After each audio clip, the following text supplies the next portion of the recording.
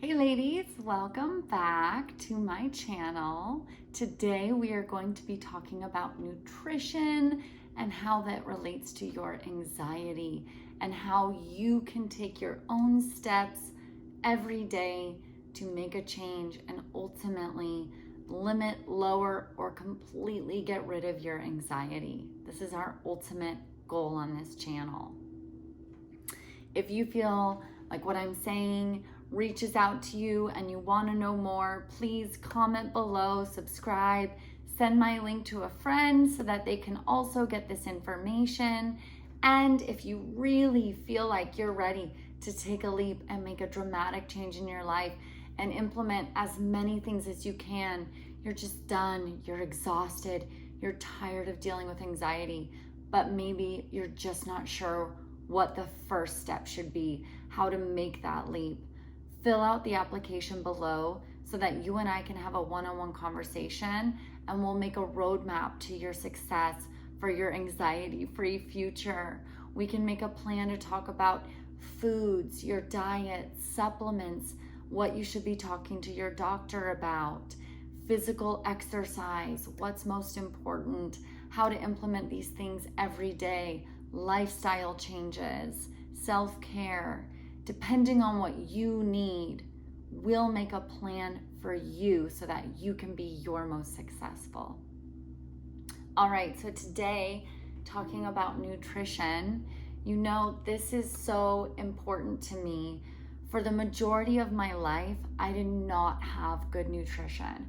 Honestly, I think back to the ages where I was in charge of my own food, like high school or college. I was old enough, so I wasn't really relying on my parents to make me food. I was doing a lot of that myself. And most of the foods I ate were really not nutrition conscious. I had no idea about it. I'm quite a thin person, and for most of my young adult life, I had a very fast metabolism and I was quite athletic. So I didn't really feel that I needed to worry about what I ate because I wasn't gaining weight, I wasn't getting thicker, I was quite athletic. However, I was unaware of the damage I was doing internally to my body. I had this misconception that because I look okay, I must be healthy. However, health is so much deeper than just what you look like. And ultimately, I've paid the price because due to that excessive, like heavy carb, dairy, I was raised in a very Italian family. Most of the things I ate were carbs and dairy. Actually, about everything I ate was carbs and dairy. I would drink a ton of milk, mac and cheese all the time, string cheese all the time, pizza, breads, pastas, those types of things. And you can eat those things and still be healthy, but I definitely was not. I was just doing the quick, easy fix, food satisfaction type diet for most of that time. And ultimately, I paid the price because now I'm really struggling with celiacs, most likely from overconsumption of those things on my digestive system, not being able to cope with the excessive amounts that I put it through, as well as my really excessive anxiety, which could be from a lot of different factors, but I do believe that my diet and my nutrition is a huge piece and a huge factor in that. Mostly because certain foods cause a lot of inflammation. And I'm not sure if you've heard about this before. If you have, awesome. If you haven't, great, you're new to it. Similar to me, in the past year, I've really dove into this and taken a handle on my diet in order to reduce internal inflammation. Now, what is inflammation? Like, is your body swelling up? Maybe not physically, maybe not where you can see, but internally you might have those inflammation, especially looking at your brain and the types of foods that we should be eating to feed our brain and make sure that all of the communication within our brain is working properly. We need to feed our brain. And I say that to my students a lot when we learn about balanced diet is you're not just feeding your stomach, you have to think about feeding your brain and thinking about all the pieces that make up your body, because your brain is what communicates with the rest of your body. It has a lot of control. And so if you're not giving your brain what it needs to be successful, then that communication is going to slow, it's going to get interrupted, it may not work properly, it might stop. There may be an over communication, an under communication. There's so many factors that go into your nutrition that when you learn about a balanced diet, it's usually taught to you in the aspect of you don't want to get fat, or you don't want to have cellulite, or, all these things that we as women worry about. However, it's never taught to you as you need to be eating certain nutrients so that your brain will function properly, so that you can recover from illness quickly, so that your immune system is at its strongest and you can fight against COVID, you can fight against influenza. There are so many other pieces to why a nutritious, balanced diet is so important. And it's not all about weight. So we need to remove that from our mindset, not focus on our weights. All of our bodies are beautiful. We want to make sure our brains are also being beautiful and active and working at the best pace they possibly can. So, inflammation, there are a lot of foods that, especially in my previous diet, really cause a lot of inflammation. And I think now that I've learned about it, it's quite common sense, as many things I've been learning about are. But if you're never taught this, or if no one ever brings up the conversation, you never stop to question it. And you never stop to think, how badly is this really affecting me? And so here I am, awakening your mind, letting you in on the key that this is so important. So one of the number one things that can cause inflammation, as I'm sure some of you can guess, is added sugars. People are supposed to have less than 6 teaspoons a day of added sugar. And I think the average American has around 17 teaspoons on average a day. This isn't just like white sugar or sugary coffees. There's literally added sugar in everything. You have no idea how many things have added sugar. Recently, my husband decided to do the keto diet. And the first step of keto is you actually have to cut out 100% of those added sugars. And they call it the keto flu for those of you who haven't tried it. And the reason you get flu-like symptoms for 3 or 4 days is because when you cut your body off so dramatically from those sugars, your body has to learn to cope, and it's so used to having that over consumption of those added sugars that you basically get sick. Your immune system drops because your immune system doesn't have the support it needs in the first place because you're not feeding it properly.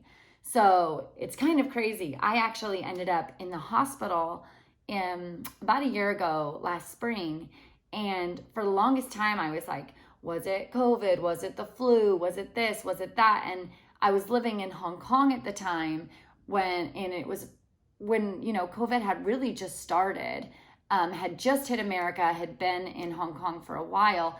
So it was hard to tell what the issue was. However, thinking back, the week previously to me ending up in the hospital from dehydration, from being so sick, was I actually did a candida diet, which I was starving the yeast in my body because I was currently struggling to figure out what all my health problems were related to. Lo and behold, celiac has come to light. And at the time I was doing the candida diet to starve the yeast, which means cutting out so many foods. I was basically eating vegetables, proteins, and water. And then I had healthy supplements to fill in those other things that I needed. But just the automatic cutoff from that amount of sugar, looking back, that makes so much sense. That could have been similar to what the keto flu is. I got so sick because I was starving those parts of my body that were so used to indulging in so much sugar throughout the day and artificial foods. And so it was almost like a cleanse, which is absolutely crazy. I actually just went to the hospital for dehydration because I was so sick, and they were able to rehydrate me, and I quickly was able to get back to my healthy eating habits. And I never really reintroduced that much sugar back in after that ever again. So kind of crazy, but not the healthiest way to do it. I wasn't planning on getting that sick, but added sugars are huge. Cut them out as much as you can. A safe bet for this is anything that is artificially processed or made probably has a ton of added sugar. So you have to stick to those organic foods that can be grown, vegetables, fruits, beans, lentils, meats, obviously healthy diets. Anything that's really processed is probably going to have a lot of extra added sugar. So let me just explain to you, because this is something that I was unaware of, is why added sugars are so bad for your body. And they are everywhere. Obviously, added sugars, they turn trans-saturated fat, things like that, but the sugar actually enters your bloodstream. And when you have too much sugar at one time, so just a small amount is actually okay, it gets run through your body the appropriate way. However, when you have too much added sugar at one time, it's like overconsumption, which that could be not as much as you think. That could be like a little bit, like an extra tablespoon, in a day. It actually gets turned and stored in your fat. And so every time you do that, you're adding added sugars stored into your fat, which is causing that inflammation. And that happens throughout your whole body. It's not just your stomach. So think about that effects that has on your brain as well. So artificial trans fats are also something that are really bad for your inflammation. You should be cutting out. Any red processed meats, artificial meats. So you think about like salami or pepperoni or things that are really unnatural for you. So trying to limit that protein as well. I actually found out I had too much protein in my diet when I did a urine test at the doctor's office. She's like, you have so much protein. So I've actually had to cut back as well. I think in my mind, I was thinking protein is so healthy, eat meat for every meal. However, you have to think about the types of meat you're eating, the types of protein you're getting, and the amount, especially, they say that you should look at protein as a side, and then fruits and vegetables are the main course, where I was doing vice versa, a ton of protein and less fruits and vegetables. So transitioning that mindset to how I arrange my plate was huge. Omega-6 as well is something that causes a lot of inflammation. So that's a lot of the cooking oils, like seed oils, vegetable oils, canola oils. They really say you should try to transition to avocado oil. So I've been using a lot of avocado oil. Also, including that omega-3 in your diet can help alleviate that omega-6. I showed this in my last video, but I take our omega-3 fatty acid supplement. Absolutely amazing. I swear by it. I take one every day. You can take 2 every day. Just depends on what you need. If you're looking for this, please reach out. There are many omega fatty acid supplements out there. However, please do your due diligence and read the label, because there are so many added preservative products, and some of the pills actually only have like a tiny amount of actual omega-3 provided in them. So make sure you're getting it from a quality source. Nutrify, I do work with this brand. I love it. I sell it. If you're interested, please reach out. It is the most organic, holistic, with the most beneficial, and it actually has CQ10 in it as well. So if you're interested in this specific one, please reach out to me and I will give you access to that. On top of our omega-6, we also have our refined carbs. Sorry, there's someone outside the window. Our refined carbs. So that's very similar to sugar. It's digested in the same way, or absorbed, I guess. and stored as fat as well. So those are going to be things like crackers, biscuits, unhealthy breads, basically an entire American diet if you really think about the foods that are advertised to us on a daily basis. There are a lot of those. And so trying to cut out those excessive refined carbs. Another really difficult one for many of us, especially if you're someone who is in your 20s, and so on. Some of us as we get older kind of fade off of this train, but alcohol, an excessive amount of alcohol can really cause inflammation in your body. This is something that I have taken a step back from. I used to be a huge social drinker. My husband and I, we just love to go out. We love to have a good time. We love our friends. So I've gotten really specific on what types of alcohol I should be taking into my body, not just because of like getting drunk or your blood alcohol content or gaining weight, but just how it's absorbed. Obviously, being celiacs, I've already had to cut out beer and certain types of like whiskeys and barley things, but I really try to stick to a hard alcohol drinking, to be honest. Like I'll have like a vodka soda, something really light, and not over consuming it. So being aware of how much you're drinking, not that you can't have a good time, but maybe you don't need to have that good of time every day. So overconsumption would be someone who's drinking every single day of the week, or, you know, you're getting like drinking way too much, like 3 nights in a row. So being very aware of your recovery after that as well. Because you can drink and have a great time. I obviously do it, but just making sure that you're conscious of the choices you're making, of what you're putting in your body. And especially the next day, hangover day, how are you going to recuperate from that? What things can you add into your diet, add into your nutrients, add into your supplements to help you with that recovery and that detoxification as well. Last but not least, I want to introduce you to some pro foods, some antioxidants, some foods that are anti-inflammatory. And these are ones that I have implemented almost every day. I'm still working to implement some, but just trying to keep them part of your regular diet is super important. So kind of throw out those inflammatory foods and then bring in those anti-inflammatory foods.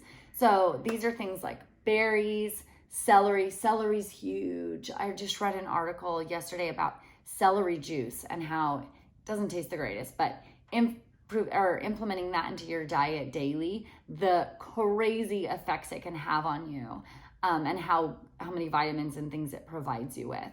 Fatty fish, which we talked about with the omegas, but actually just eating those fatty fish, huge, once or twice a week. Swap out that red meat, introduce a fish diet. Broccoli, avocado, foods that are, you know, really heavy in that healthy fat. Healthy fat is so good for your brain. We get so hung up on, oh, that's fat, like I don't want to gain weight, but your brain needs those healthy fats. So that's when you're thinking about, there are foods you eat to feed your body. There's foods you eat to feed your muscles. There are certain foods you should be eating to feed your brain as well. And fats are one of them. So those avocados, fatty fish. Some other foods are green tea, amazing. Peppers, mushrooms. Ooh, I am not a mushroom eater. My husband drinks the Sigmatic mushroom coffee, and I've tried it. It's really dark, but it's something that I'm starting to transition to get off of the regular coffee beans into the mushroom coffee. And that's really healthy as well. I know he does the keto drink with the MCT oil in it. Just inspirational. Grapes, tomatoes, cherries. 2 other new ingredients that I'm starting to incorporate into my diet are cacao, the straight cacao powder. I'm gonna look up some recipes to make some great lattes using the cacao instead of these artificial sweeteners that I have been using. And then turmeric is huge, but turmeric paired with ginger is actually really good. So finding some cool recipes and ways to incorporate that daily. There's some really good drinks or like teas out there that you can do turmeric ginger together, and just having one a day, the great amazing effects it has on that inflammation in your body. And ultimately, by lowering that inflammation, we can help to lower that anxiety. There have been so many studies done on how inflammation in your diet actually is directly related, or can at least directly impact your anxiety. People who have PTSD, people who are struggling with depression. Diet is massive. And I swear, as soon as you start to transition this anti-inflammatory diet, give it a month or two, be really consistent with it, you are going to see amazing, huge graphic impacts in the way you think, in the clarity you have, in the way you feel, all over. Please join me. If you feel connected to me, if this was helpful to you at all, please subscribe, comment below. There's so much more research you can do out there. I always encourage my listeners to not just take my word for what I'm saying as a quick, easy fix. Take what I say, understand how important it is, and then use that as a jumping off point to do your own research and really learn about your own body, your own health, because this is your mental health journey and you're just learning about mine, but they may not be the same. I can help you along the way. I can give you resources, starting points, supplements, products, things that are really overall going to help you impact you on your journey to a less stressful future and a very wholesome, anxiety-free mind and body and energy. So please fill out the application below if you want to reach out to me. That way we can together get you on the track to success and a healthy mind.